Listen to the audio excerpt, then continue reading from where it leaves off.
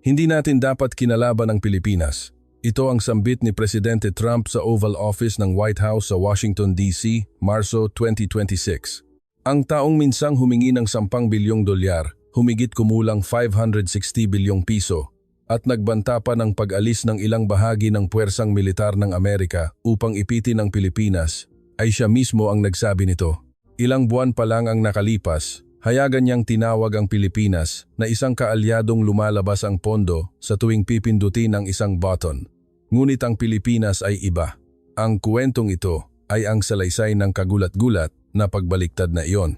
Sana ay samahan ninyo ako hanggang sa huli. Ang pangalan ko ay James Collins. Nagtrabaho ako sa CIA sa loob ng 30 taon.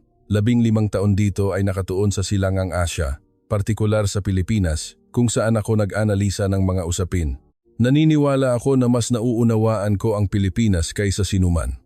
At ngayon, ipagtatapat ko ng buong katapatan kung paano naging isang mapagmataas na pag-aakala ang paniniwalang iyon. Ito ang aking pagtatapat at sa parehong pagkakataon, ito rin ang kwento ng pinakakagulat-gulat na bansa na nasaksihan ko sa 30 taon ng aking buhay bilang isang analista. Isang umaga noong Enero 2025, tahimik na bumubulusok ang niyebe sa labas ng bintana ng White House. Nakaupo ng malalim si Presidente Trump sa sofa, nakakrus ang mga braso. Sa mesa ay may nakalagay na isang dokumento. Ito ay ang listahan ng mga hinihingi para sa negosasyon sa pagbabahagi ng gastos sa depensa kasama ng Pilipinas. Maingat niyang binuhat ang papel at sinabi sa kanyang malapit na opisyal na nakatayo sa tabi niya, "Ipadala mo ito." Sasang-ayon din naman sila. Tumango ang opisyal ng walang salita. Walang ni isa sa silid ng pulong ang nagduda sa kanyang mga salita. Tinanggap ito bilang isang napakakaraniwang pagpapalagay. Alam ba ninyo kung magkano ang nakasulat sa dokumentong iyon? 10 bilyong dolyar.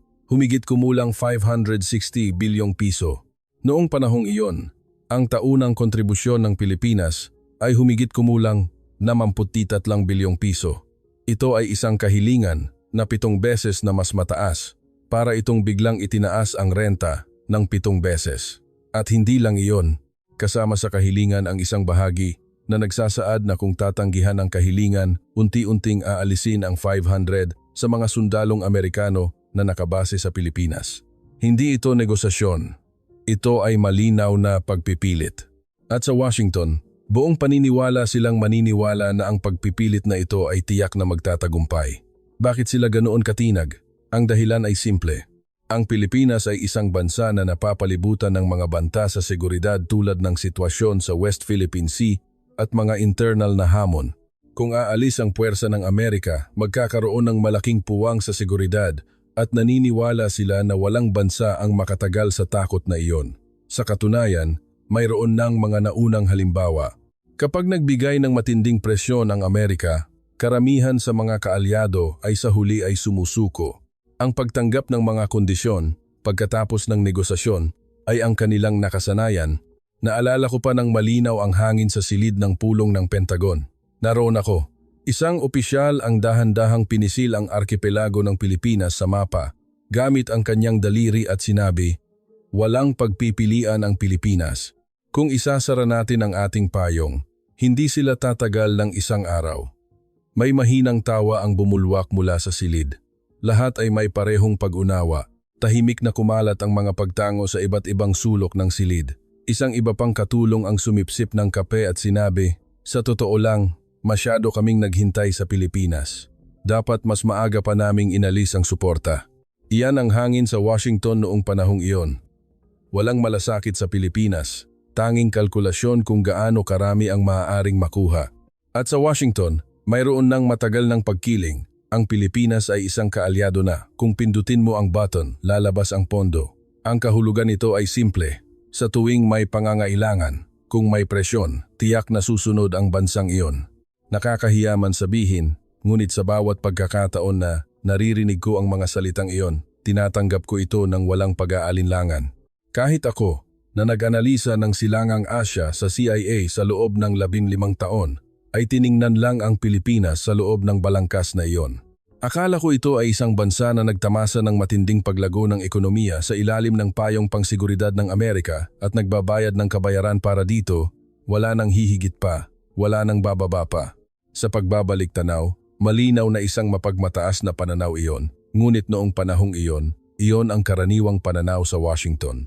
Sa unang 2 linggo pagkatapos magsimula ang pagpipilit, walang tugon mula sa panig ng Pilipinas. Walang pahayag ng pagtutol. At walang impormasyon na ginanap ang isang emergency security meeting. Hindi rin gumalaw ang merkado. Ang presyo ng stock ay halos hindi gumalaw. Interpreted ng Washington ang katahimikan na iyon bilang tanda ng pagsuko. Isang katulong sa pulong ang tumawa at nagsabi, "Alam na nila, hintayin na lang natin, sila ang lalapit." Muling nagkaroon ng tawanan. Naroon din ako at naniwala akong tama ang paghuhusgang iyon. Ngunit mayroon lamang isang datos na talagang nakagambala sa akin. Isang bahagyang pagkabalisa, ngunit malinaw itong nakakuha ng aking pansin. Sa halip, bumilis pa ang bilis ng pagpapatupad ng budget na may kaugnayan sa depensa ng Pilipinas. At nangyari iyon pagkatapos magsimula ang pagpipilit.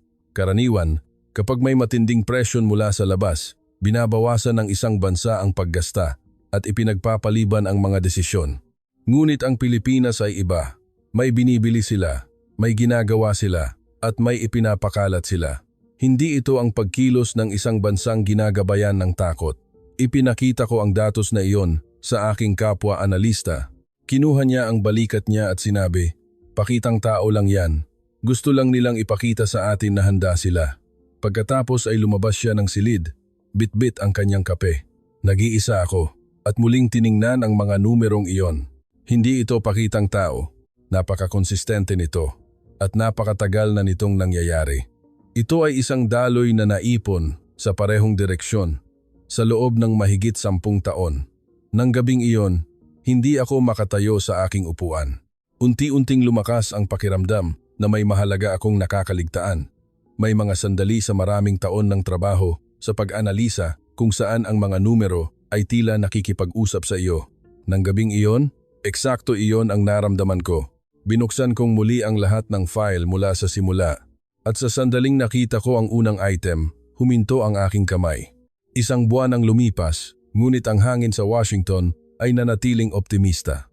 Tinatrato ng mga katulong sa White House ang negosasyon sa Pilipinas na parang tapos na. Tuwing lumilitaw ang Pilipinas sa usapan, laging may nagsasabi, "Hindi pa ba sila lumalapit?" Aba, oras na lang iyan. At pagkatapos ay lumipat sa susunod na agenda. Ganoon lang ang pagtrato sa Pilipinas. Isang pagbanggit sa isang iglap sa pagitan ng mga mahahalagang bagay at pagkatapos ay mabilis na nawawala. Walang nagdududa na sa huli ay susuko ito at ito ay usapin lang ng oras.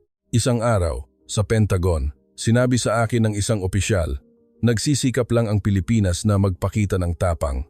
Nagsisikap lang silang ipakita ang matinding paninindigan sa kanilang mga mamamayan. Sa tuwing magkakaroon ng negosasyon, sila ang susuko.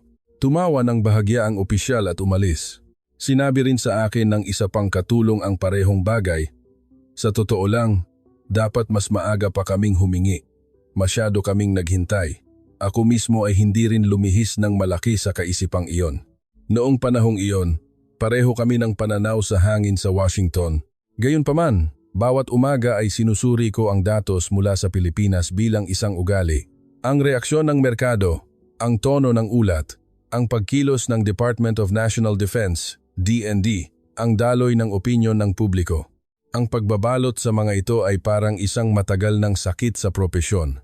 Anuman ang bansa, kapag may matinding presyon mula sa labas, nagsisimula munang gumalaw ang loob. Ang presyo ng stock ay nagugulo. Ang mga headline ng pahayagan ay puno ng pagkabahala, ang mga oposisyon ay nagkakagulo, at ang mga diplomatikong ruta ay mabilis na gumagalaw. Sa madaling salita, laging may lumilitaw na mahinang signal na naghahanap ng pahiwatig sa negosasyon. Naghintay ako sa signal na iyon, ngunit walang lumitaw. Kumpletong katahimikan. Pagsapit ng 2 buwan, nagsimulang lumitaw ang bahagyang pagbabago sa hangin sa Washington. Mayroon pa ring kumpiyansa, ngunit may bahagyang pagkainis na nahahalo dito. Isang opisyal ang nagtanong sa akin, "Collins, bakit ang tahimik ng Pilipinas? Ano ba ang iniisip nila?" Sumagot ako, "Siguro ay nasa yugto pa sila ng pagtitiis." Agad siyang nagsalita, "May limitasyon ang pagtitiis. Ang bansang iyon ay napapalibutan ng mga banta. Alam nila kung ano ang mangyayari kung aalis tayo. Mukhang tama ang lohikang iyon. Hanggang noong panahong iyon, hindi nawala ang kakaibang pakiramdam na iyon. Ang bilis ng pagpapatupad ng badyet na may kaugnayan sa depensa ng Pilipinas. Sa kabila ng pagsisimula ng pagpipilit, sa halip ay bumilis pa ito at hindi lang ito simpleng pagpapanatili. Ito ay tungkol sa pag-unlad. May ginagawa sila. May itinatayo sila. Sinuri ko ang detalyadong data, sariling guidance system, teknolohiya ng radar, tactical communication network. Bawat isa sa mga ito ay may malinaw na direksyon. Hindi ito ang pagkilos ng isang bansang ginagabayan ng takot. Masyado itong malaki sa saklaw at masyadong mahaba sa panahon upang baliwalain lamang bilang pakitang tao. Nang makita ko ang mga numerong iyon, sa unang pagkakataon, naramdaman ko ang lamig sa aking likod. Ang katahimikan ng isang bansang naghahanda at ang katahimikan ng isang bansang sumusuko ay dalawang magkaibang bagay. Sa loob ng 30 taon ng aking karanasan sa pag-analisa, nauunawaan ko ang pagkakaiba na iyon sa aking puso. Laging may mga palatandaan sa isang bansa bago ito sumuko. May mga emergency contact sa hating gabi. Biglang nagiging aktibo ang mga diplomatikong ruta at nagsisimulang lumabas ang mga pagkilos na naghahanap ng puwang para sa negosasyon, opisyal man o hindi opisyal. Ngunit sa Pilipinas, wala ni isa nito.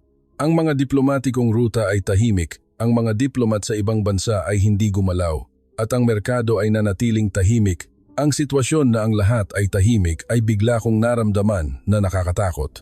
May kasabihan na katahimikan bago ang bagyo, at eksakto iyon. Nang gabing iyon, nagtagal ako ng nag-iisa at sinuri muli ang lahat ng mga file na may kaugnayan sa depensa ng Pilipinas mula sa nakalipas na 10 taon. Ang kasaysayan ng pagpapatupad ng badyet, mga proyekto ng pag-unlad, mga kontrata sa ibang bansa, mga talaan ng paglipat ng teknolohiya, sa bawat pagbuklat ng file, ang pagkabalisa ay naging katiyakan. Hindi lang ito depensa, ito ay disenyado at pangmatagalan, estratehiko, hating gabi. Habang iniinom ko ang malamig na kape, binuksan ko ang isang file at sa sandaling nakita ko ang unang numero, huminto ang aking kamay. Habang tinawag ng Washington ang Pilipinas na isang maginhawang kaalyado at nagpakita ng kumpiyansa sa likod nito, ang Pilipinas ay tahimik na nagtatayo ng ibang bagay at ginawa nila ito sa loob ng mahabang panahon, tahimik at napakametiko. Habang binubuklat ko ang mga file, kinumpirma ko ang bawat katotohanan at pagkatapos ay lumitaw ang unang baraha. Huminga ako ng malalim at pagkatapos ay binuklat ang susunod na pahina. Ang sasabihin ko sa inyo ay ang buong larawan ng pinakakagulat-gulat na pagbaliktad na nasaksihan ko sa aking buhay. 3:00 ng madaling araw. Sa ilalim ng fluorescent lamp ng analysis room, nag-iisa akong nagkalat ng mga dokumento. Ang unang baraha ay isang numero lamang. Ang taunang budget ng depensa ng Pilipinas, humigit kumulang 235 bilyong piso. Sa simula, muntik ko itong palampasin bilang isang pamilyar na numero. Ngunit sa sandaling nakita ko ang susunod na item, huminto ako. Detalyadong nakasulat kung saan ginagamit ang 235 bilyong piso. Habang sinusundan ko ang bawat item, nawalan ako ng salita. Maiisip ba ninyo kung gaano kalaki ang 235 bilyong piso? Halimbawa, ang Canada, isang bansa na may humigit kumulang 40 milyong populasyon at isang pangunahing kaalyado, ay may taunang badyet ng depensa na humigit kumulang 250 bilyong piso. Ginagasta ng Pilipinas ang mas mataas na halaga kaysa rito bawat taon sa depensa. Bukod pa rito, ang Israel, isa sa mga bansang may pinakamalakas na kapangyarihang militar sa gitnang silangan, ay may badyet. Ang Pilipinas ay gumagasta ng higit sa doble ng halagang iyon. Ngunit ang tunay na kaguluhan ay hindi ang halaga. Ito ay kung saan napupunta ang pondo.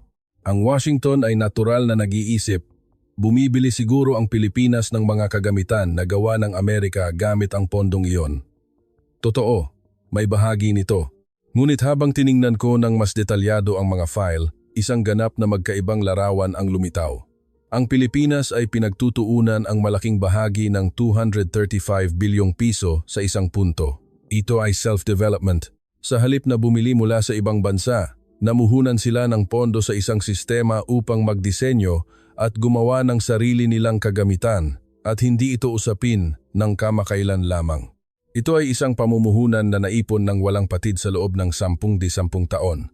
Sa madaling salita, habang kami ay nagbigay ng presyon para humingi ng pondo, tahimik na nagtatayo ang Pilipinas ng isang bansa na maaaring umiral ng hindi umaasa sa Amerika. Ang unang simbolo niyan ay ang kanilang sandatahang sariling gawa ng Pilipinas, SSGP, tulad ng tagapagtanggol armored vehicle at ang matahum 155mm self-propelled artillery system. Ang self-propelled artillery ay, sa madaling salita, isang sandata na maaaring umatake habang gumagalaw ng mag-isa. Sa halip na hila ng truck, ito ay gumagalaw ng mag-isa, tulad ng tangke at may malakas na firepower upang suportahan ang frontline. Kaya, saan sa tingin ninyo nakatayo ang Pilipinas sa larangang ito? Sa pandaigdigang merkado ng self-propelled artillery, mabilis na lumakas ang presensya ng mga kagamitan ng Pilipinas. Maraming bansa ang nagsimulang isaalang-alang ang pagpapakilala nito at mayroon ng mga pagkilos upang aktwal na gamitin ito. Ang nakakapukaw ng pansin ay ang mga kontrata sa mga bansa sa Europa at Indo-Pacific. Ang mga bansa tulad ng Australia, Vietnam at Indonesia ay nagpakita ng interes sa mga kagamitan ng Pilipinas at nagsimulang ipakilala ito. Bakit nila pinili ang Pilipinas? Nakita ko ang dahilan sa ulat. Naihatid ng maaga sa itinakdang petsa. Iyon lang. Ngunit ang isang pangungusap na iyon ay nagsasabi ng lahat. Habang ang mga kumpanya ng Amerika at Europa ay paulit-ulit na nagpapaliban ng mga deadline, patuloy na tinupad ng Pilipinas ang kanilang mga pangako. Sa pandaigdigang merkado, ang tiwala ay may mas malaking halaga kaysa sa mga specs. Nagtatayo ang Pilipinas ng tiwala at nagsisimula ng baguhin ang mismong merkado. Ngunit hindi pa diyan natatapos. Ang mas nagulat sa akin ay ang isa pang item. Ang pahayag na nakumpleto na ng Pilipinas ang kanilang sariling tactical data link. Sa unang tingin, maaaring mahirap itong maunawaan bilang isang teknikal na termino, ngunit ito ay parang nerbiyos sa larangan ng digmaan. Ito ay isang sistema kung saan ang mga fighter jet, tangke, barkong pandigma at command post ay nagbabahagi ng impormasyon ng real-time at agad na nagko-coordinate. Hanggang ngayon, halos pinamahalaan ng Amerika ang larangang ito. Dahil hanggat umaasa sa aming sistema, hindi makakagawa ng ganap na malayang operasyon ang mga kaalyado. Ngunit ang Pilipinas ay nagsisikap na lumabas sa balangkas na iyon. Nagsisikap silang bumuo ng sarili nilang network at kontrolin ang daloy ng impormasyon. Sa sandaling iyon, malinaw kong naintindihan, hindi lang ito usapin ng kagamitan. Ito ay usapin ng kalayaan ng isang bansa. Mga fighter jet, tangke, barkong pandigma, at ang lahat ng ito ay konektado sa isang network na nagpapalitan ng impormasyon ng real time. Ito ay parang mga kamay at paa ng isang tao na konektado sa bawat 0.1 segundo. Ang dahilan kung bakit pinamahalaan ng Amerika ang larangang ito sa loob ng maraming taon ay malinaw. Hanggat konektado sa aming sistema, halos hindi makakagawa ng sariling operasyon ang mga kaalyado ng walang pahintulot namin. Ito ay isa sa pinakamalakas na paraan upang mapanatili ang alyansa habang hawak ang kontrol. Ngunit ang Pilipinas ay lumabas sa balangkas na iyon. Nagtatayo sila ng sarili nilang tactical data link at nagtatatag ng isang sistema kung saan maaari nilang kontrolin ang daloy ng impormasyon. Hindi lang ito pag-unlad ng teknolohiya. Nangangahulugan ito na ang paraan ng kontrol na matagal ng hawak ng Amerika ay hindi na gumagana sa Pilipinas. Ang pagpapalagay ng Washington na kung aalisin ang mga sundalong Amerikano, mawawalan ng mata at tenga ang Pilipinas ay lubos na nagiba. At hindi lang iyon. Ang sumunod na lumitaw ay ang Advanced Missile Defense System. Ito ay parang isang kalasag sa kalangitan na nagtataboy ng ballistic missiles sa ere. Hanggang ngayon, nakikita ang Pilipinas na umaasa sa sistema ng Amerika. Ngunit sa katunayan, tahimik nilang binuo ang sarili nilang kakayahan sa depensa. Sa mga tuntunin ng pagganap, hindi rin ito nahuhuli. Sinara ko ang mga dokumento at ipinikit ang aking mga mata sandali. Ito ay ang pakiramdam na unti-unting nawawala ang mga baraha na maaaring gamitin ng Washington bilang alas sa negosasyon. Ito ang unang pagkakataon na naramdaman ko ito sa 30 taon ng aking buhay sa pag-analisa. Sa unang pagkakataon, kinailangan kong aminin ang katotohanan na ang bansang aking inaanalisa ay lumampas na sa aking pag-unawa. At ang pangalawang baraha ay mas kagulat-gulat pa. 3:00 ng madaling araw, hindi ko pa rin napapatay ang ilaw sa analysis room. Ang susunod na file na binuksan ko ay tungkol sa paglipat ng kagamitan sa depensa ng Pilipinas o ang kanilang record sa pag-export. Sa taong 2024, ang taunang saklaw ay humigit kumulang 17 bilyong dolyar. Nang makita ko ang numerong iyon, hindi ko maiwasang huminto. Binasa ko itong muli at kinumpirma itong muli, ngunit hindi pa rin nagbago ang numero. 17 bilyong dolyar. Humigit kumulang 952 bilyong piso. May isip ba ninyo kung gaano kalaki ang halagang ito? Halimbawa, ang taunang budget ng depensa ng Norway ay humigit kumulang 10 bilyong dolyar. Ang Pilipinas ay lumikha ng halos doble ng halagang iyon sa isang taon sa pamamagitan lamang ng pag-export ng armas. Sa madaling salita, ang Pilipinas ay nagbago mula sa isang bansa na bumibili ng kagamitan patungo sa isang bansa na nagsusupply ng kagamitan. At ito ay isa sa pinakamalaking saklaw sa mundo. Kinumpirma ko ang mga kontrata. Australia, Vietnam, Indonesia at iba pang bansa sa gitnang silangan at Asya ay nakalista. Ang lahat ng ito ay mga merkado na pinangungunahan ng Amerika at Europa. Sa mga ito, partikular kong napansin ang Europa. Sa loob ng maraming taon, ang Europa ay isang merkado na pumipili ng mga kagamitan na gawa ng Amerika o Europe at isang rehiyon na may napakalakas na pagmamataas sa sarili. Nagsisimula ng magpakita ng interes ang Europa sa mga kagamitan ng Pilipinas. Bakit nagkaroon ng ganoong pagbabago? Ang sagot ay ang pagpapalakas ng militar pagkatapos ng digmaan sa Ukraine. Mabilis na pinalawak ng mga bansa sa Europa ang kanilang kagamitan, ngunit hindi kayang tugunan ng mga kumpanya ng depensa ng Amerika ang pangangailangan na iyon. Naantala ang mga paghahatid. Halimbawa, sinasabing tumatagal ng 8 taon mula sa pag-order hanggang sa paghahatid ng F-35. Para sa isang bansang nahaharap sa banta ng digmaan, walang saysay ang 8 taon. Doon lumitaw ang Pilipinas. Maaari naming ibigay sa loob ng 2 taon. Ang isang pangungusap na iyon ang nagpahawak sa mga opisyal ng iba't ibang bansa. Kinumpirma nila ang pagganap, inihambing ang mga presyo, at isinaalang-alang ang mga deadline. At sa huli, nagkaroon sila ng kontrata. Ito ay isang malaking pagkabigla para sa industriya ng depensa ng Amerika. May 3 dahilan kung bakit nagtagumpay ang Pilipinas sa pagbubukas ng merkado. Pagganap na napatunayan sa praktika, tiyak na paghahatid, at paglipat ng teknolohiya, partikular na kritikal ang huling punto. Hindi lamang nagbebenta ang Pilipinas ng kagamitan, kundi nagbibigay din sila ng teknolohiya para makagawa nito ng lokal. Hindi lang ito isang transaksyon, ito ay ang pagtatatag ng pangmatagalang partnership. Isang kontrata na kasama ang paglilipat ng teknolohiya upang ang Pilipinas, halimbawa, sa iba pang bansa, ay makagawa ng kagamitan sa kanilang sariling bansa. Ito ay isang pamamaraan na hindi kailanman gagawin ng Amerika dahil kung ililipat ang mga core na teknolohiya, may posibilidad na makalikha ng mga kompetisyon sa hinaharap. Ngunit ang Pilipinas ay iba. Bakit sila umabot sa ganoong kalayo? Dahil hindi lang isang transaksyon ang hinahangad ng Pilipinas. Pangmatagalang partnership na tumatagal ng 20-30 taon. Isang relasyon kung saan sama-samang binuo ang teknolohiya at sama-samang lumago. Iyon ang layunin ng Pilipinas. Ang estratehiyang iyon ang nagpakilos sa puso ng Europa. Ito ay isang estratehiya na nagbibigay diin sa relasyon kaysa sa halaga. At hindi pa rin diyan natatapos. Mayroon pa ring isa pang larangan, ang light attack aircraft. Kung ikukumpara sa mga high-performance na pangunahing fighter jet, mas mura ang presyo at mas mababa ang operating cost. Ngunit kayang gawin ang maraming misyon sa praktika. Ang larangang ito ay matagal nang pinangunahan ng Amerika.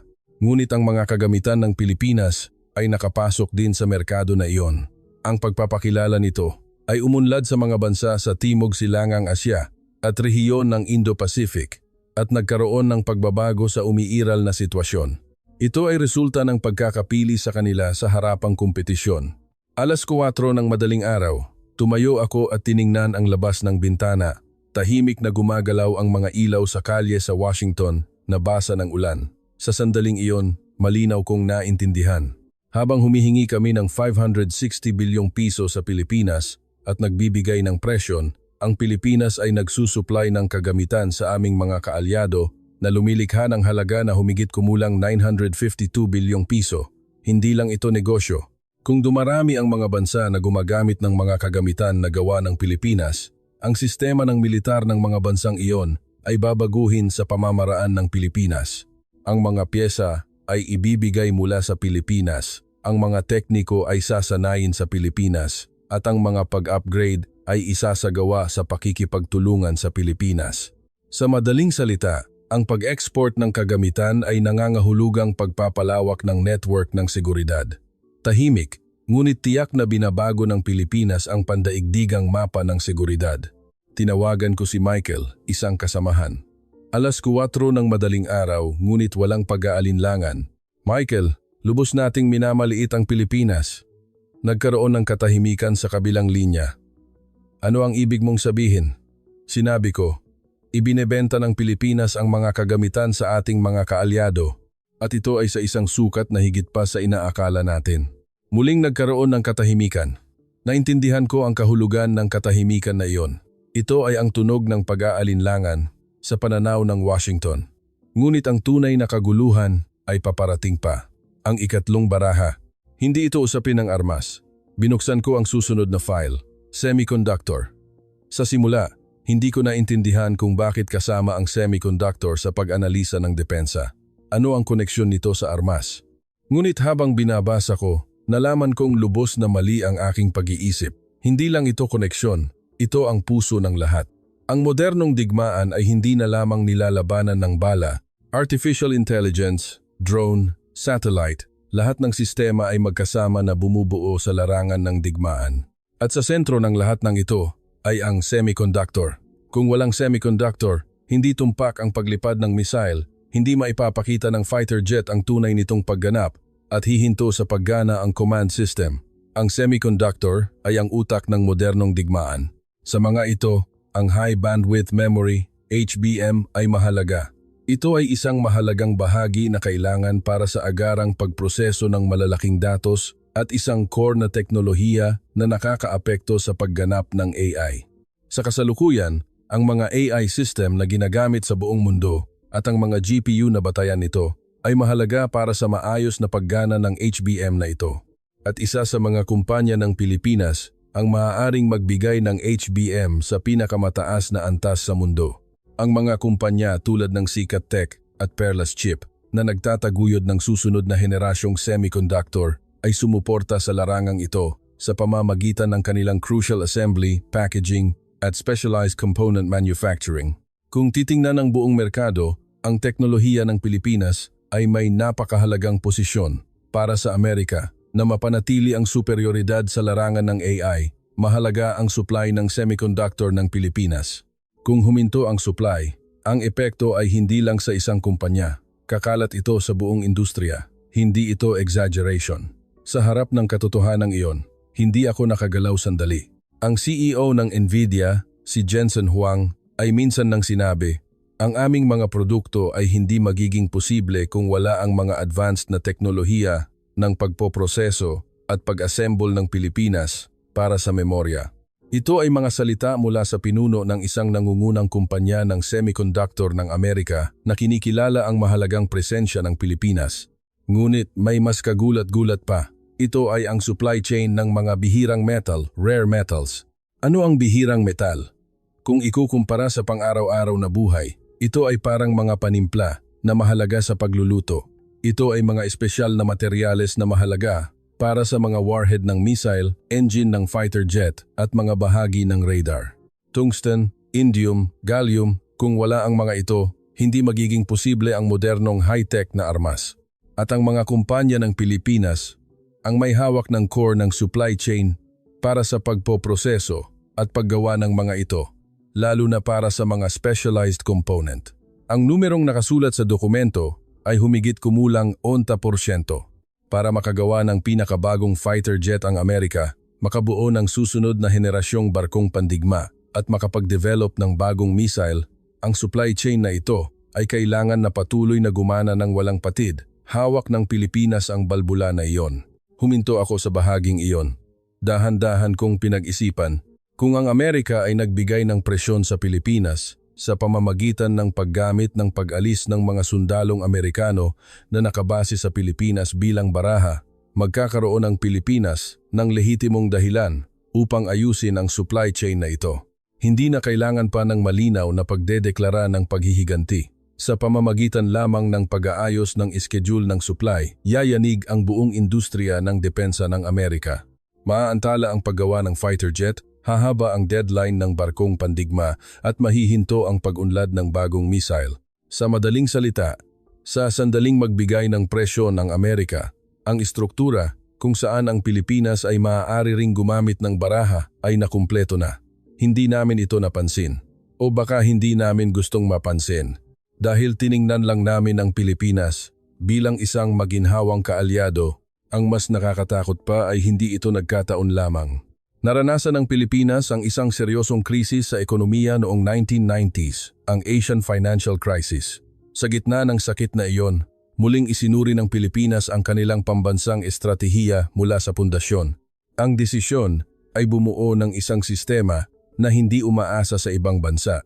Nagtuon sila ng pamumuhunan sa semiconductor, isinulong ang lokal na paggawa ng mga materyales at piyesa, at estratehikong binuo ang pag-export ng kagamitan sa depensa. Ang direksyon na iyon ay nagpatuloy ng walang pag-aalinlangan sa loob ng mahigit 20 taon. At ang resulta niyan ay ang mismong file na nasa harap ko ngayon. Hindi ito kapalaran. Ito ay disenyo. Ito ay isang matagal at detalyadong disenyo.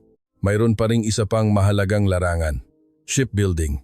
Ang Pilipinas ay isa sa mga nangungunang bansa sa mundo sa teknolohiya ng paggawa ng barko at pinananatili ang mataas na kakayahan sa kompetisyon, lalo na sa larangan ng LNG carriers.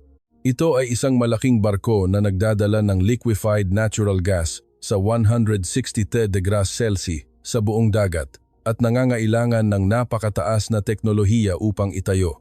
Sa larangang ito rin, ang Pilipinas ay may malaking presensya sa pandaigdigang merkado. Sa kabilang banda, nahaharap ang US Navy sa seryosong hamon. Hindi kayang makasabay ang pagpapanatili ng mga lumang barkong pandigma at kulang ang kakayahan ng mga lokal na shipyard. Mayroon pa ngang lumalabas na diskusyon sa Kongreso na dapat ipagkatiwala ang pagpapanatili sa mga shipyard ng Pilipinas. Ang bansang nagbibigay ng presyon ay nasa posisyon na nangangailangan ng suporta. Iyan ang realidad bago pa man umupo sa negosasyon.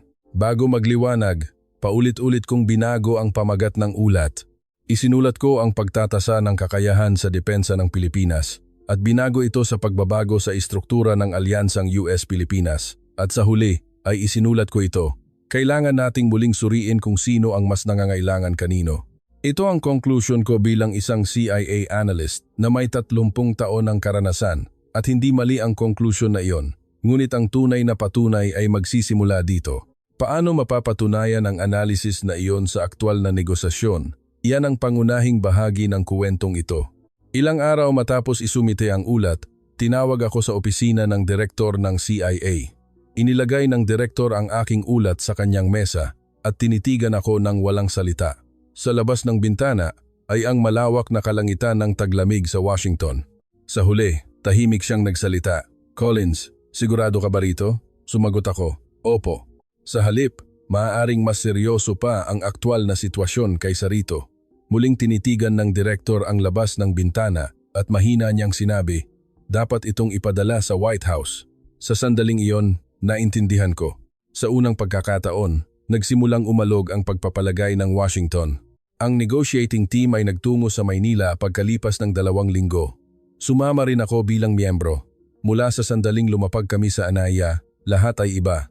Isang ganap na magkaibang lungsod ang naroon kaysa sa nakita ko nang una akong bumisita sa bansang ito. 20 taon na ang nakalipas. Ang mga sasakyan sa kalsada, ang sistema sa paliparan, ang tekstura ng lungsod na dumadaan sa pagitan ng mga matataas na gusali, ang lahat ay mukhang ganap na kakaiba kaysa dati. Sa loob ng sasakyan, sinabi ng isang katulong, "Maganda lang tingnan, pero hanggang kailan kaya ang kaunlarang ito kung aalis ang ating mga sundalo na nakabase rito?" Wala akong sinagot dahil naiintindihan ko na kung gaano mali ang mga salitang iyon. Unang araw ng negosasyon. Umaga. Sa kabilang panig ng mesa ng pulong, nagkaharap ang mga kinatawan ng dalawang bansa. Ang punong kinatawan ng Amerika ay kumuha ng makapal na dokumento at malakas na inilagay sa mesa. Ang buong gastos sa pagpapanatili ng 28,500 sundalong Amerikano na nakabase sa Pilipinas ay dapat bayaran ng Pilipinas. Kung hindi, magsisimula ang unti-unting pag-alis. Ang kanyang boses ay puno ng presyon. Nagsalita siya na parang natural lamang ang kanyang mga kahilingan at paminsan-minsan ay itinaas ang kanyang tingin upang tingnan ang panig ng Pilipinas. Ang kanyang ekspresyon ay nagpakita ng kumpiyansa na walang pagpipilian ang kabilang panig. Nakita ko ang mga matang iyon. Sa isa pang negosasyon 20 taon na ang nakalipas, ngunit ang punong kinatawan ng Pilipinas ay nanatiling tahimik hanggang sa huli. Hindi nagbago ang kanyang ekspresyon. At tahimik niyang kinuha ang isang dokumento at ipinasa ito sa mesa ng walang ingay. Ang katahimikan na iyon ay naramdaman na mas mabigat kaysa sa presyon. Sa sandaling iyon, naramdaman kong bumibilis ang pintig ng aking puso.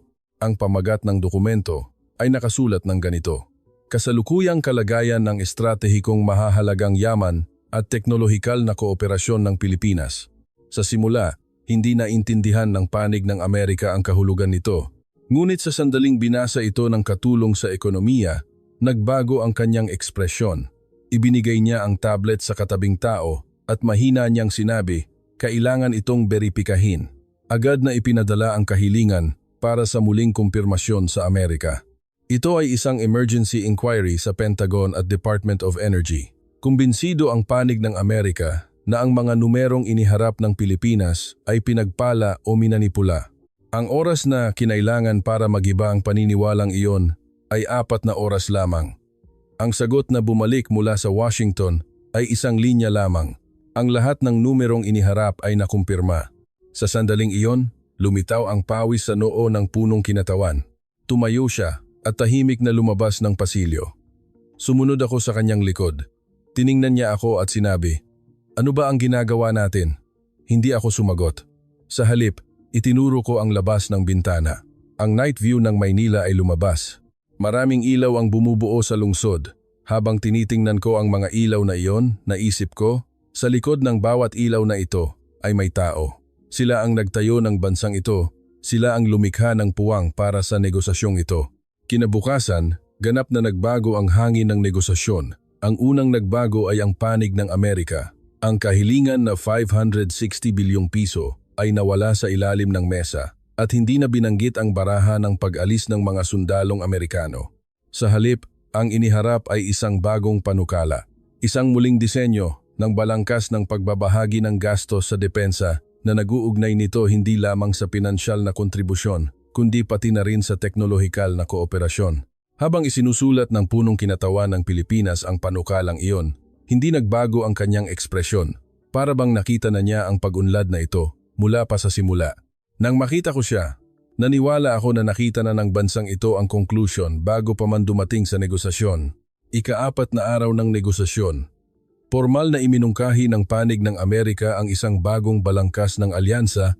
Habang pinananatili ang tradisyonal na pagbabahagi ng gastos sa depensa, kinilala ang prioridad na access sa advanced memory at teknolohiya ng depensa ng Pilipinas.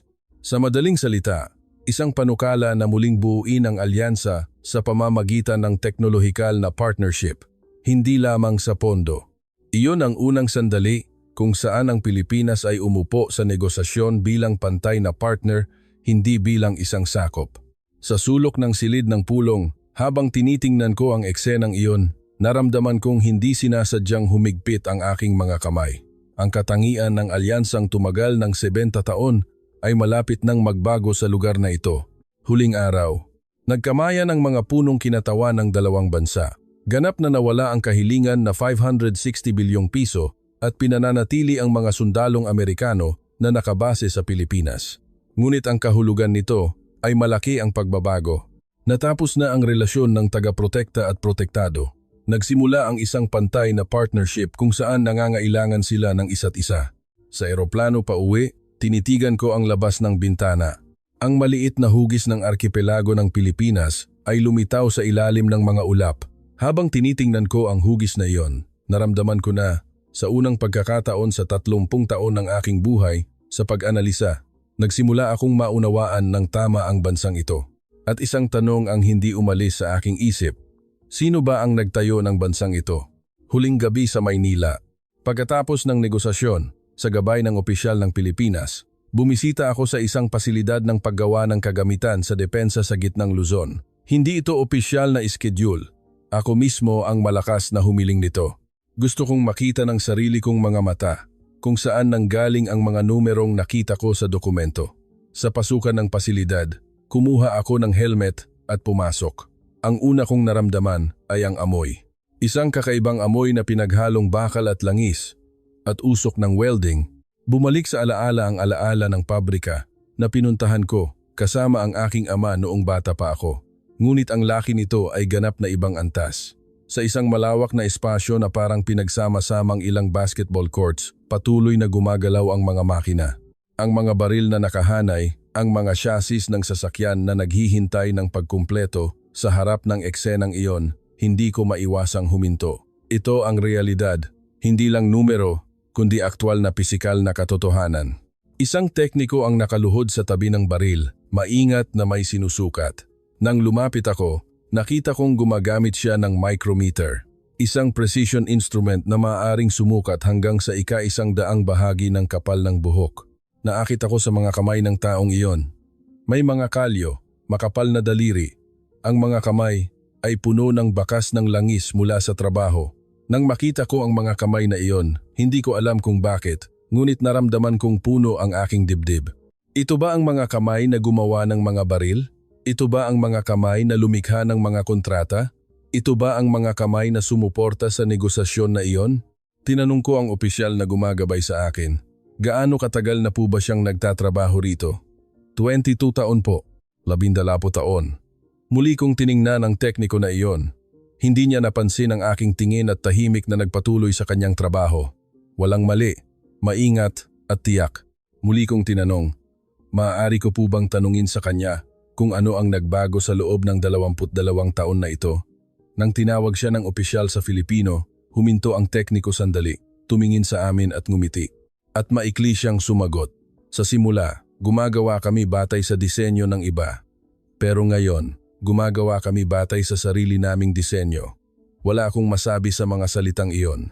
Mula sa disenyo ng ibang bansa tungo sa sariling disenyo ng bansa. Ang 22 taon na iyon ang siyang oras na nilakbay ng bansang ito. Ang bansa na dating natututo ng teknolohiya ay nagbago patungo sa isang bansa na nagbibigay ng teknolohiya. Ang lahat ay nakapaloob sa isang pangungusap na iyon. Nang araw na iyon, nakilala ko rin ang iba pang mga tekniko. Isang babaeng engineer na nasa 30s na nagsasagawa ng pagsusuri ng kagamitan sa depensa. Isang mananaliksik na nasa 20s na nagde-develop ng software para sa radar at isang bihasang welder na nasa 50s na nagtatrabaho sa welding. Ang karaniwan sa kanila ay ang kanilang hindi matitinag na saloobin. Tahimik at kalmado, patuloy lang silang nagtatrabaho. Iyan ang normal sa bansang ito. Nang lumabas ako ng pabrika, sinabi ko sa opisyal, napakabisa ng aking nakita. Bahagya siyang ngumiti at sumagot. Nagtatrabaho rin po rito ang aking ama. Iba po ang landas na pinili ko, ngunit ipinagmamalaki ko po ang pagtatrabaho rito. Ang oras na naipon sa parehong lugar sa loob ng mga henerasyon, mula sa ama patungo sa anak. Nang marinig ko ang mga salitang iyon, sa wakas ay naintindihan ko. Ang dahilan kung bakit hindi natinag ang Pilipinas sa negosasyong iyon ay hindi mismo ang mga armas. Ito ay ang mga taong gumawa nito, ang 22 taon na iyon. Ang pag-iipon ng mga henerasyon bago pa man iyon. Ang lahat ng iyon ang sumuporta sa negosasyong iyon. Nang lumabas ako ng pasilidad at naghintay ng bus, tumingin ako sa likod at nakita kong may ilaw na nagmumula sa bintana ng pabrika. Gabi na, ngunit mayroon pa ring nagtatrabaho. Baka ang 22 taon na tekniko na iyon. Habang tinititigan ko ang ilaw na iyon, naisip ko, ang ilaw na iyon ang nagtayo ng bansang ito. Ang ilaw na iyon ang lumikha ng puwang para sa negosasyon. Matapos sumakay sa eroplano pa uwi, hindi nawala ang kaisipang iyon. Saan nanggaling ang bansang ito? Sa loob ng eroplano patungong Washington, hindi ako makatulog. Sa bawat pagpikit ng aking mata, lumilitaw ang eksena ng pabrika, ang mga kamay ng tekniko na nagpapakinang ng baril. At ang mga salitang iyon, sa simula, gumagawa kami batay sa disenyo ng ibang bansa, ngunit ngayon, gumagawa kami batay sa sarili naming disenyo. Ang isang pangungusap na iyon ay hindi umalis sa aking isip. Saan nanggaling ang 22 taon na iyon? Saan nanggaling ang bansang ito? Sa dilim. Nakabukas ang aking mga mata. Hindi ko kayang pakawalan ang tanong na iyon. At ang aking isip ay bumalik sa nakaraan. 20 na taon na ang nakalipas. 20 taon na ang nakalipas. 20 taon na ang nakalipas. Hulyo 1946. Ang digmaan ay hindi natapos, kundi huminto lamang. Ang pagkakaibang ito ay kritikal. Ang isang bansa na natapos ang digmaan ay maaaring magplano ng hinaharap. Ngunit ang isang bansa na huminto lamang sa digmaan ay kailangang makaligtas sa kasalukuyan habang lumilikha ng kinabukasan. May isip ba ninyo ang Maynila noong tag-araw ng taong iyon? Maraming gusali ang nasunog, nawasak ang mga tulay, at nababalutan ng basura ang lungsod. Hindi gumagana ang industriya at nahihirapan ang mga tao sa pang-araw-araw na pagkain. Noong panahong iyon, sinabi ng isang dayuhang mamamahayag na bumisita sa bansang ito, aabutin ng 100 taon bago makabangon muli ang bansang ito. Iyan ang pananaw ng mundo. Awa, hindi pag-asa. Ang per capita income noong panahong iyon ay ilang dolyar lamang. Isa ito sa pinakamahihirap na bansa sa mundo. Isa itong bansa na tumatanggap ng tulong. Ngunit ngayon, ano na? Lumago ito sa 10,000 dolyar at ang pagkakaiba ay daan-daang beses na. Sa kasaysayan ng sangkatauhan, halos walang halimbawa ng paglago sa bilis at sukat na ito. Tinatawag itong himala. Ngunit ang himala ay hindi nangyayari ng mag-isa. May gumawa nito. Sa eroplano, isa-isa kong inisip ang mga taong iyon. Noong 1960s, sa ilalim ng isang mina sa Europa, isang lalaki ang humahawak ng piko sa dilim. Sa isang espasyo na ang tanging pinagkukunan ng ilaw ay ang kanyang helmet, nagtatrabaho siya sa gitna ng hangin na puno ng alikabok na nasa panganib. Bakit siya naroon? Dahil kailangan niyang kumita ng foreign currency para sa kanyang bansa. Dahil sa kasunduan ng gobyerno, maraming kabataan ang ipinadala sa ibang bansa. Ipinadala niya ang karamihan sa kanyang buwanang suweldo sa kanyang pamilya. Isang salita lang ang nakasulat sa sulat. Maayos ako. Ang tunay na hirap ay hindi kailanman isinulat. Sino ang lalaking iyon? Para sa ilan, siya ay isang ama, isang lolo, isang miyembro ng pamilya. Sa parehong panahon, sa isang silid ng ospital sa Europa, isang binibini ang naglalakad sa pasilyo na nakasuot ng puting uniforme. Isang Pilipinang nurse na nagtatrabaho sa ibang bansa. Buong pagsisikap niyang ginagawa ang kanyang mga tungkulin kahit hindi pa sapat ang kanyang kaalaman sa wika. Kapag hindi niya naiintindihan ang mga tagubilin, nakaramdam siya ng matinding pagkabalisa dahil kung magkamali, maaaring malagay sa panganib ang buhay ng pasyente.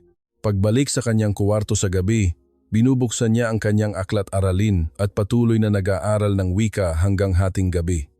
Mayroon ding mga gabi na inaalala niya ang kanyang bayan at lumuluha. Ngunit kinabukasan, parang walang nangyari, sinusuot niya ang kanyang uniforme at nagtungo sa ward. Ang perang kinita niya ay nakarating sa kanyang pamilya at naging isang malaking suporta para sa bansa. Ang babaeng iyon ay maaring ina rin ng isang tao, kapatid na babae o siya mismo. Ang panahon ay lumipas pa. Noong 1970s, sa disyerto ng gitnang silangan, higit sa 50 degree Celsius ang temperatura at sumasabog ang buhangin. Sa isang malupit na kapaligiran, nakatayo ang mga tao sa construction site. Mahalaga ang tubig at nagbibitak ang mga labi, ngunit patuloy pa rin ang trabaho. Doon, naglatag sila ng mga kalsada, nagtayo ng mga gusali at lumikha ng pundasyon ng isang lungsod. Hindi lang ito basta paggawa. Ito ay tahimik na pag-iipon para sa pagbuo ng kinabukasan. Walang araw ng pahinga, dahil kung hindi sila magtatrabaho, wala silang kikitain. Kung may aksidente sa lugar, hindi sapat ang sistema ng medikal. Gayunpaman, tiniis nila. Patuloy silang nagtiis. Ang foreign currency na kinita nila sa disyerto ay ipinadala pabalik sa Pilipinas. Sa pamamagitan ng pondong iyon, itinayo ang mga steel mill, inayos ang mga highway at nagkaroon ng mga paaralan. Ang pawis na dinaloy nila ay naging pangalawang kapital para sa bansang ito. Noong 1980s, sa isang shipyard, bago pa man sumikat ang araw, isang welder ang patuloy na nagtatrabaho, nagpapalabas ng apoy. Ang asul na ilaw ay kumikinang sa dilim, basa ng pawis ang kanyang damit sa trabaho, at nag-ulap ang loob ng kanyang maskara. Ngunit hindi siya huminto.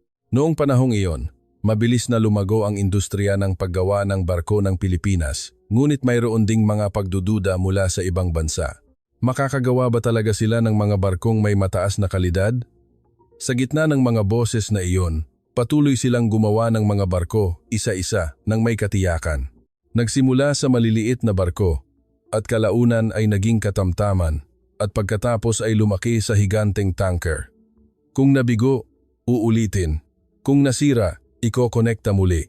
Sa paulit-ulit na paggawa, naipon ang 10, 20 taon. Ang pag-iipon na iyon ang siyang nagbunga ng isa sa mga nangungunang teknolohiya sa paggawa ng barko sa mundo. Ang asul na ilaw ng welding ang siyang pinagmulan nito. Sa parehong panahon, sa mga pabrika, sa mga industrial park, nagtatrabaho pa rin ang mga manggagawa bago sumikat ang araw. Nakatayo sa harap ng mga makina mula sa umaga, patuloy silang nagtatrabaho ng mahabang oras. Hindi maganda ang kapaligiran, at malupit ang trabaho sa init at lamig. Gayunpaman, patuloy silang nagtatrabaho. Sa araw ng sweldo, pumupunta sila sa post office na may hawak na sobre. Ang nasa loob nito ay pera hindi para sa kanilang sarili kundi para sa kanilang pamilya. Tuition fee ng kapatid, gastos sa pamumuhay ng ina, para suportahan ang bawat isa sa mga ito. Ang mga produktong ginawa nila ay iniluluwas sa buong mundo. Ang mga export na iyon ang siyang nagpabago sa bansang ito. Hindi ito kuwento ng isang espesyal na tao. Ito ay ang pag-iipon ng mga ordinaryong tao. Sa eroplano, ipinikit ko ang aking mga mata at inisip ang eksenang iyon. Ang madilim na mina, ang hangin sa disyerto, ang apoy sa shipyard, ang tunog ng makina sa pabrika at ang mga kamay na puno ng langis na nakita ko sa lugar ng paggawa. Malamang, walang ni isa sa kanila ang nakakaalam na gumagawa sila ng himala. Patuloy lang silang nagtatrabaho upang mabuhay sa kasalukuyan, upang suportahan ang kanilang pamilya. Ang bawat maliit na hangarin na iyon ang siyang naipon at bumuo sa bansang ito. Ang lakas ng Pilipinas na nakita ko sa negosasyon ay hindi kailanman lumitaw sa isang gabi. Ito ay ang bunga ng pagsisikap ng mga tao na naipon sa loob ng mahabang panahon. Ngunit ang paglalakbay ng bansang ito ay hindi kailanman madali. Laging nasa panganib. Noong 1990s, isang seryosong krisis sa ekonomiya ang sumira sa bansang ito. Malaki ang pag-alog ng ekonomiya, bumagsak ang mga kumpanya, at maraming tao ang nawalan ng trabaho. Ano ang ginawa ng mga tao noong panahong iyon? Ibinigay nila ang kanilang mga mahahalagang bagay, mga singsing, kuwintas, mahahalagang metal na iningatan. Nang matagal, dinala nila ang mga ito at ibinigay upang suportahan ang bansa. May mga pila sa mga bintana mula pa sa umaga at mayroon ding mga matatandang babae na nag-aalok ng mga singsing na nakabalot sa tela. Dapat na matagal na nilang iningatan ang mga bagay na iyon. Gayunpaman, ibinigay ng mga tao ang mga ito para sa kanilang pamilya at para sa kinabukasan ng bansa. 3.51 milyong tao ang voluntaryong lumahok at ang kabuuang halaga ng mga nakolektang metal ay umabot sa 227 tonelada sa modernong Pilipinas, maaaring ginto at alahas na humigit kumulang 1.5 trilyong piso sa panahong iyon. Kapag nahaharap ang bansa sa krisis, ibinibigay ng mga tao ang kanilang sariling mga bagay. Ang pagkilos na iyon ay hindi kapani-paniwala para sa akin. Halos hindi ito maiisip sa Amerika, ngunit sa Pilipinas, nangyari iyon. At sa loob lamang ng ilang taon, nalampasan nila ang krisis na iyon. Pagbalik sa Amerika, tinawagan ko ang aking ama. Ang aking ama ay mula sa henerasyon na minsan nang lumaban sa digmaan at ngayon na matanda na siya, malinaw pa rin ang kanyang boses. Ikinuwento ko sa kanya ang lahat ng nakita ko sa Maynila. Ang katotohanan na ang bansang dating nasa gitna ng digmaan ay ngayon ay nag-export na ng kagamitan, nakikipagnegosasyon ng pantay, at sumusuporta sa mundo sa larangan ng advanced na teknolohiya. At ikinuwento ko rin ang kuwento ng tekniko na nakilala ko sa pabrika. Sa simula, gumagawa kami batay sa disenyo ng ibang bansa. Ngunit ngayon, gumagawa kami batay sa sarili naming disenyo, sabi niya nang nakangiti. Tumahimik ang aking ama sandali. Narinig ko lamang ang tahimik na paghinga mula sa kabilang linya. Nagpatuloy ako sa paghihintay. Sa huli, dahan-dahan niyang sinabi, ang mga taong iyon ay talagang kahanga-hanga, hindi tayo ang sumuporta sa kanila. Sila mismo ang tumayo sa sarili nilang mga paa. Nang marinig ko ang mga salitang iyon, hindi ko sinasadyang nawalan ako ng salita. Ang isang tao na nag-analisa sa loob ng 30 taon ay naramdaman na puno ang kanyang dibdib sa isang pangungusap ng aking ama. Ngunit natural lamang ang reaksyon na iyon. Bahagya ring nanginginig ang boses ng aking ama. Sandali kaming nanatiling walang imik. Ang katahimikan na ito ay ang pinakamabigat na katahimikan sa loob ng 30 taon para sa akin. Siyempre, hindi ibig sabihin na walang problema ang bansang ito. Ang pagbaba ng birth rate, ang pagtalikod ng mga kabataan sa pag-aasawa, ang pagtuon sa mga lungsod, ang paghina ng mga lalawigan, ang mga hidwaan sa politika, ang lahat ng ito ay umiiral sa katotohanan at hindi madaling lutasin. Ngunit gayunpaman, tiyak ako, tiya na malalampasan ng bansang ito ang lahat. Bakit? Dahil ang bansang ito ay nagsimula sa isang napakahirap na punto at nakarating sa puntong ito.